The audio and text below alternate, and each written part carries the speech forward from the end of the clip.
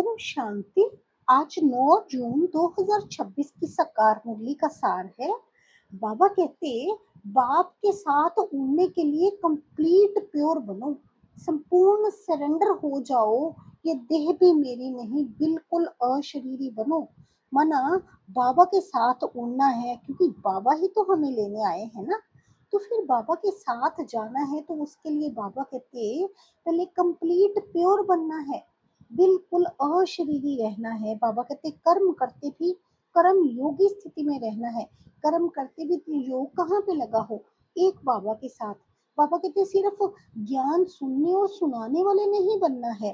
बाबा कहते आपका जो योग है वो हर वक्त बाबा के साथ लगा हुआ हो। बाबा कहते आपने अपना सब कुछ इंश्योर करना है, तन मन धन सब कुछ इंश्योर कर लो। बाबा 21 जन्म के लिए हमें गारंटी कर रहे हैं। इसलिए बाबा कहते किसी को भी दुख नहीं देना है।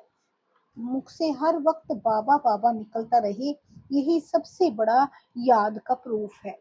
आज की मुरली का सार है। बाबा कहते मीठे बच्चे, बाप के साथ उड़ने के लिए कंप्लीट प्योर बनो, संपूर्ण सरेंडर हो जाओ।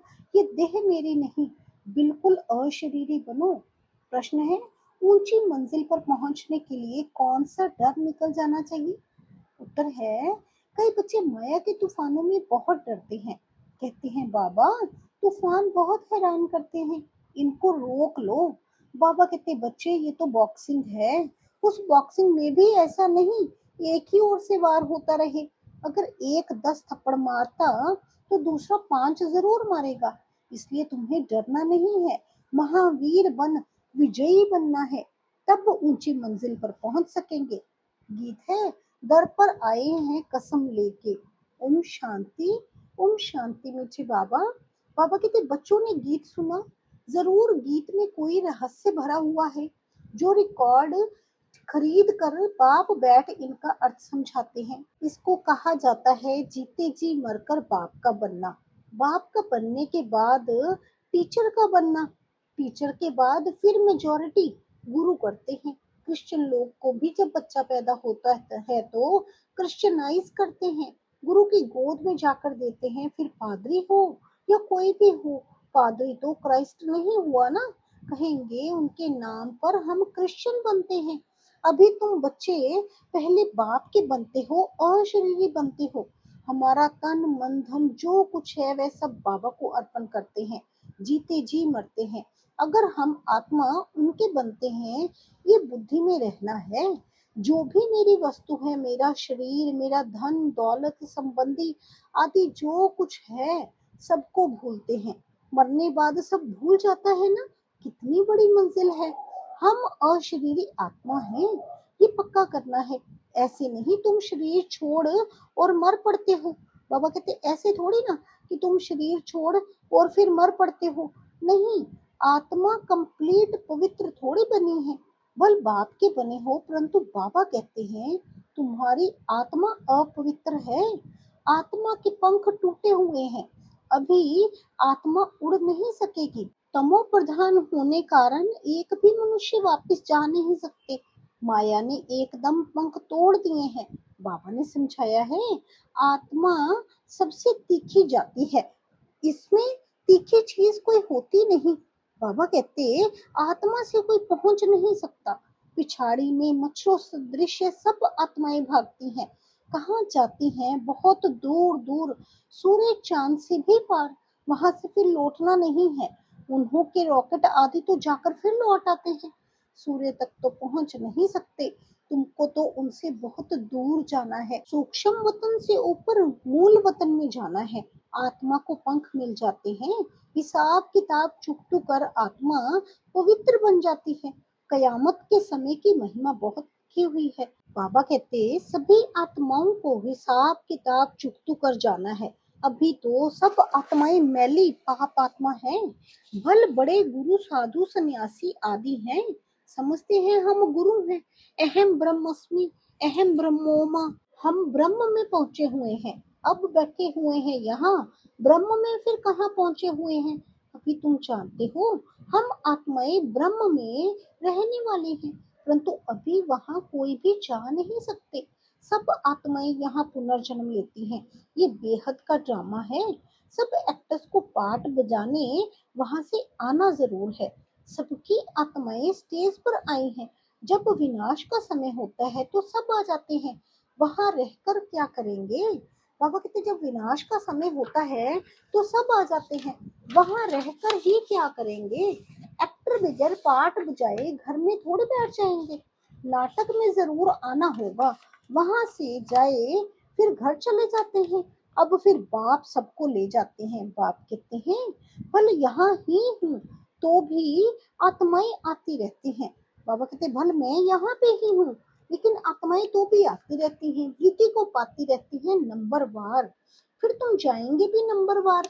सारा तुम्हारी अवस्था पर मदार है इसलिए तुम्हें मर जीवा बनना है।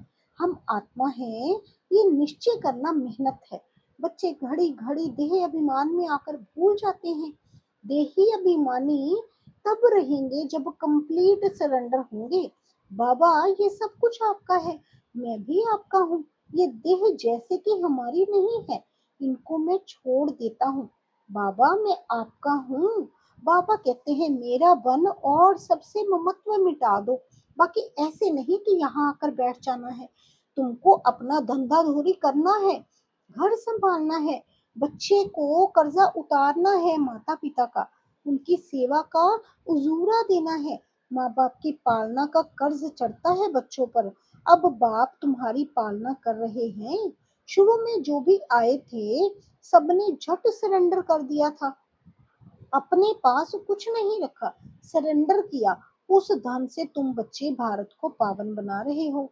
भारत ही बिल्कुल पवित्र था। भारतवासियों जैसा पवित्र सुखी कोई हो नहीं सकता। भारत सबसे बड़ा तीर्थ है जहाँ पतित पावन बाप आकर सारी सृष्टि को पतितों को भी पवित्र बनाते हैं। अभी ये तत्व आदि सब दुश्मन हैं।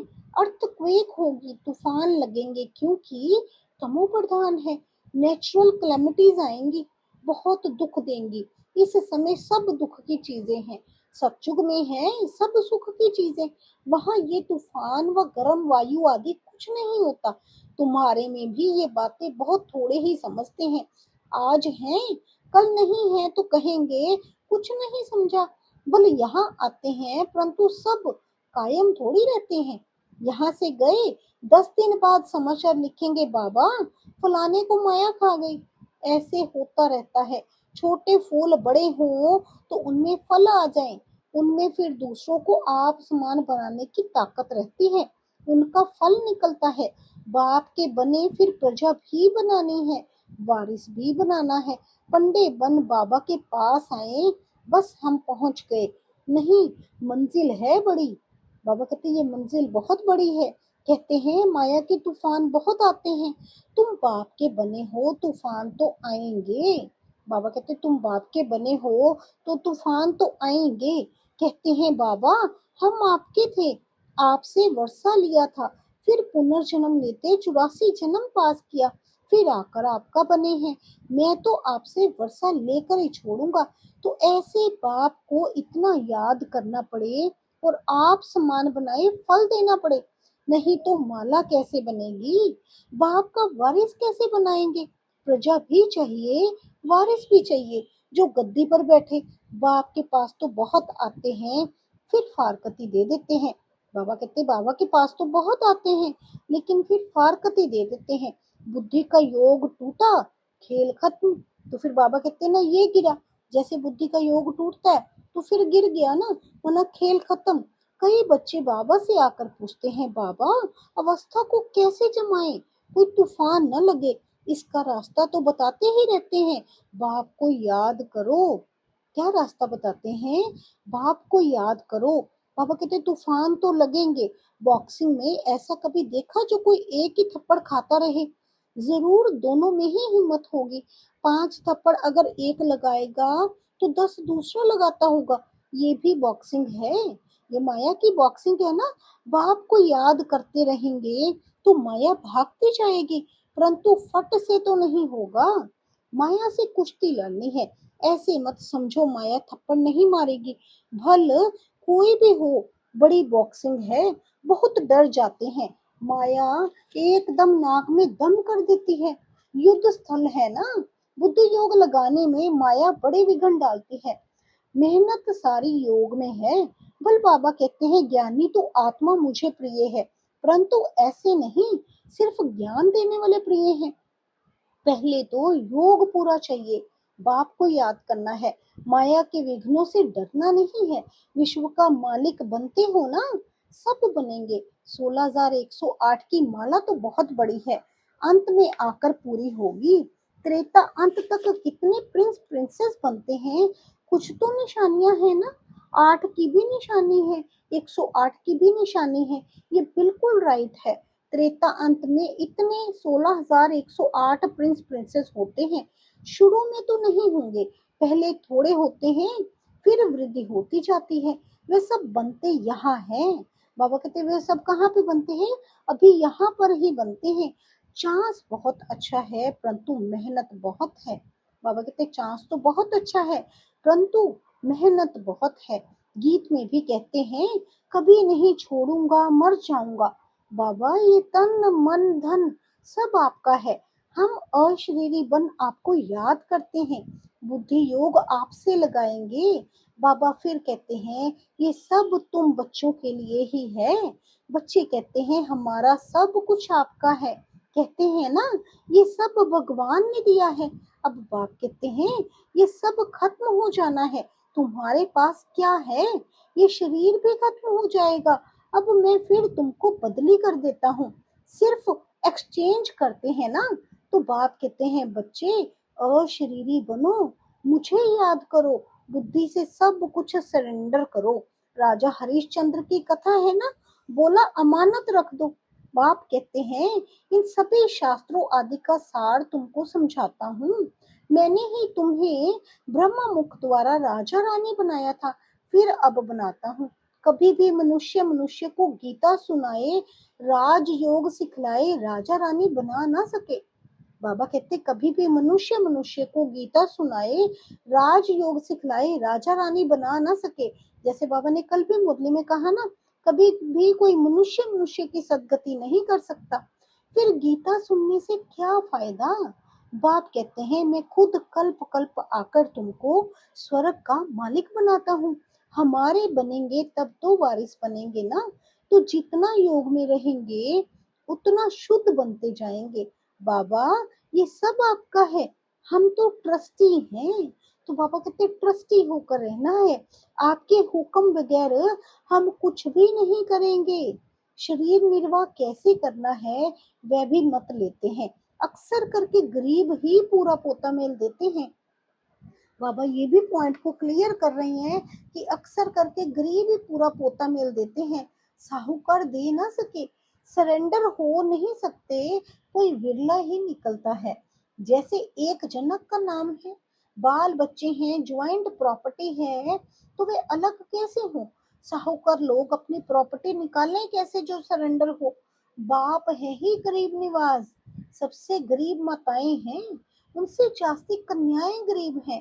कन्या को कभी वर्षे का नशा नहीं होगा, क्योंकि कन्या को तो यही होता है ना, ये मेरा घर नहीं है, आगे भी मेरा घर नहीं है, तो कहते हैं कन्या को तो वर्षे का कोई नशा ही नहीं होता। सबसे ज्यादा गरीब तो फिर कन्याएं ही हैं, क्योंकि वो तो कभी भी कह ही नहीं सकते कि ये मेरा घर है, या जहाँ पे शादी होके जाना है वो मेरा घर है। इसलिए बाबा कहते हैं सबसे कन्याएं ही गरीब हैं सबसे ज्यादा। तो बाबा कहते बच्चे को बाप की जागीर का नशा रहता है, लेकिन यहाँ पे बाबा ने कन्याओं को ही, माताओं को ही सबसे आगे रखा है। माताओं के सिर पर ही तो बाबा ने कलश रखा है ना। बाबा कहते बच्चे को बाप की जागीर का नशा रहता है, तो वह सबको छोड़ फिर वैकुंठ का वर्षा लेना पड़े। दान हमेशा गरीब को ही दिया जाता है। भारत है सबसे गरीब, अमेरिका बहुत साहूकार है, उनको वर्षा देते हैं क्या। बाबा कहते अमेरिका सबसे साहूकार है, तो अमेरिका को कोई वर्षा देते हैं क्या। भारत सबसे साहूकार था और कोई धर्म नहीं था, सिर्फ भारतवासी ही थे, एक भाषा थी। गॉड इज वन, मैं वन सॉवरेंटी, वन धर्म वन भाषा स्थापन करता हूँ, वन ऑलमाइटी वन गवर्नमेंट स्थापन करता हूँ। वन से फिर 2 3 होंगे, अभी कितने धर्म हैं, फिर जरूर वन धर्म आना चाहिए। 5000 वर्ष की बात है, वन धर्म था। विद्वानों ने सत्युग की आयु लाखों वर्ष लगा दी है। समझते नहीं सतयुग क्या होता है। समझते हैं स्वर्गवासी हुआ, शायद ऊपर चला गया। देलवाड़ा मंदिर में भी स्वर्ग ऊपर छत में है, तो मनुष्य मूंझ जाते हैं। वास्तव में स्वर्ग कोई ऊपर नहीं। बाबा कहते वास्तव में स्वर्ग कोई ऊपर नहीं, तुम अभी जानते हो। बाबा के पास जाकर फिर यहाँ ही आकर राज्य करेंगे। बाबा कहते कोई स्वर्ग ऊपर नहीं है, बाबा के पास जाकर फिर राज्य तो यहीं पर आकर ही करना है ना, भारत भूमि पर ही आकर राज्य करना है। ये ज्ञान बुद्धि में रहना चाहिए, जो कोई को भी समझा सको। बाबा कहते ये ज्ञान सारा तुम्हारी बुद्धि में रहना चाहिए, जो कोई को भी समझा सको। कच्चे को तो माया चिड़िया खा जाएगी, इसलिए फोटो भी मंगाए जाते हैं ना, रजिस्टर रखा जाता है। बाबा के पास समाचार आता है फलाने ने एक ही ऐसा ज्ञान का तीर मारा जो मैं बाबा का बन गया। शास्त्रों में भी लिखा हुआ है कुमारियां द्वारा बाण मरवाए। अरे बाप को क्यों भूले हो, इसको ज्ञान बन कहा जाता है। सिर्फ बाप की याद दिलानी है, बाकी कोई हिंसक बाण की तो बात ही नहीं है। बाबा कहते हैं मैं ब्रह्म मुख से सब शास्त्रों का राज तुम्हें समझाता हूँ। ब्रह्म तो जरूर होना चाहिए ना। उन्होंने फिर विष्णु की नाभि कमल से ब्रह्म दिखाया है। जानते कुछ भी नहीं, मनुष्यों को तो जो आया सो लिख दिया। गंदगी तो बहुत है, रिद्धि सिद्धि वाले भी बहुत हो गए हैं। सच जब निकलता है तो झूठे उसका सामना करते हैं। अब तुम समझते हो कि शिव बाबा है निराकार और ये ब्रह्मा है साकार। बाबा कहते अब तुम समझते हो ना कि शिव बाबा है निराकार और ब्रह्मा बाबा है साकार, बाकी नाभि आदि की तो कोई बात ही नहीं है। अच्छा, मीठे मीठे सिक्के लधे बच्चों प्रति माता पिता बाप दादा का याद प्यार और गुड मॉर्निंग। रूहानी बाप की रूहानी बच्चों को नमस्ते। हम सब रूहानी बच्चों की रूहानी माता पिता बाप दादा को गुड मॉर्निंग नमस्ते ओम शांति। शुक्रिया मेरे बाबा शुक्रिया। धारणा के लिए मुख्य सार है अब ज्ञानी तू आत्मा बनना है। सिर्फ ज्ञान सुनने सुनाने वाला नहीं, याद की भी मेहनत करनी है। अशरीरी होकर अशरीरी बाप को याद करना है। बाप का बनकर दूसरी सब बातों से ममत्व मिटा देना है। ये देह भी मेरी नहीं, पूरा देही अभिमानी बन कंप्लीट सरेंडर होना है। वरदान है आज की मुरली में हम बच्चों के प्रति। मास्टर ऑल माइटी अथॉरिटी की सीट पर सेट रहने वाले सहज और सदा के कर्म योगी भव। विस्तार है जैसे किसी मशीनरी को सेट किया जाता है तो एक बार सेट करने से फिर ऑटोमेटिकली चलती रहती है। इसी रीति से मास्टर ऑल माइटी अथॉरिटी के स्टेज पर स्वयं को एक बार सेट कर दो तो कभी कमजोरी के शब्द नहीं निकलेंगे। हर संकल्प शब्द व कर्म उसी सेटिंग पर मान ऑटोमेटिकली चलते रहेंगे। यही सेटिंग सहज और सदा के लिए कर्म योगी निरंतर निर्विकल्प समाधि में रहने वाला सहज योगी बना देगी। स्लोगन है मैं के बजाय बाबा बाबा कहना यही याद का प्रूफ है। मैं के बजाय बाबा बाबा कहना यही याद का प्रूफ है।